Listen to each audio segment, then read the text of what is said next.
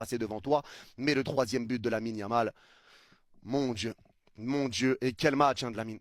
Quel match de Lamine. La retournée, le ciseau, appelez ça comme vous voulez, un retourné ciseau dans la surface, mais à l'entrée de la surface, la reprendre de cette manière-là, alors que le centre est dans son dos. Il sait qu'il doit faire ce geste, il prend cette décision tellement vite et il fait ce geste. Le gardien ne peut pas la sortir et Scandelle est battu, c'est dans son petit filet. Le but est magistral de Lamine. Il est magistral ce but, un but exceptionnel, magnifique but. Il nous a rendu dingue avec cette retournée, but exceptionnel, mais j'ai même envie de dire que Lamine Yamal, sa deuxième mi-temps a été meilleure dans ses dribbles, dans ses gestes avec l'arrivée de Koundé en deuxième mi-temps, mais la première mi-temps de Lamine pour moi n'est pas non plus mauvaise. Certains vont dire Lamine est un flop, mais il y avait d'autres joueurs à citer en flop déjà avant lui, et Lamine faisait quand même beaucoup d'efforts, participer au jeu, décrocher, récupérer des ballons, venait aider latéralement, il a fait beaucoup d'efforts. Le jeu sans ballon de Lamine Yamal a été important pour le Barça en première mi-temps et ça c'est une réalité.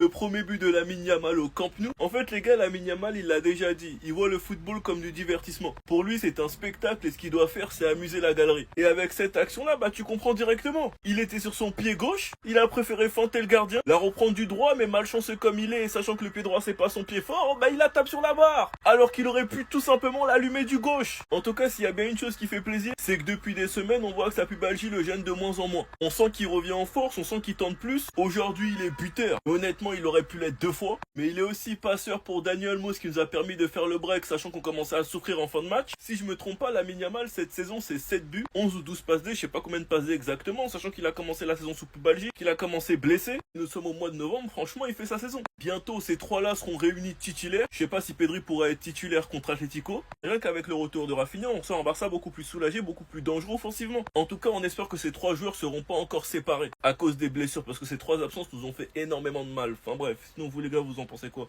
Ramenez-vous sur ce passé, on s'ennuie. Et là où je vous dis que Hansi Flick est fort, là où je vous dis que Hansi Flick c'est trop, là où il n'a pas fait sortir Dani Olmo, alors qu'il avait été très mauvais et que d'habitude quand un joueur est très mauvais, il le sort. Dani Olmo termine avec un but, une passe D.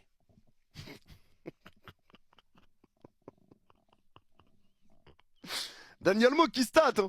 Il stat ces derniers temps avec le Barça, il est décisif, un but, une passe D, bravo.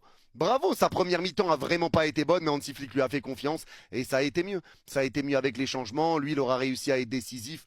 Bravo, bravo Hansi Flick. Du match entre Barcelone et Oviedo, victoire 3 buts à 0 du FC Barcelone, dans un match qui aura été mine de rien compliqué et une première mi-temps qui aura été très mauvaise pour le FC Barcelone, mais on va en parler. Et moi déjà j'ai envie de parler de la composition de départ d'Hansi Flick, parce que quand je vois la composition défensive notamment, je pense que Cancelo est à droite, que la défense centrale c'est Eric Garcia avec Cubarsí et qu'à gauche c'est Gérard Martin. Mais j'ai été surpris quand j'ai vu que finalement à droite c'était Eric Garcia, en défense centrale Gérard Martin avec Cubarsí et à gauche c'était Cancelo. J'ai pas compris pourquoi Hansi Flick est parti sur ce système-là, mais pour moi c'est ce qui fait aussi que ça a été compliqué, puisque Eric Garcia n'a pas l'apport offensif d'un Koundé ou d'un Cancelo, donc Lamine Yamal était un petit peu seul pour faire des différences offensivement et Cancelo a bu la tasse défensivement parce qu'il était face à Hassan.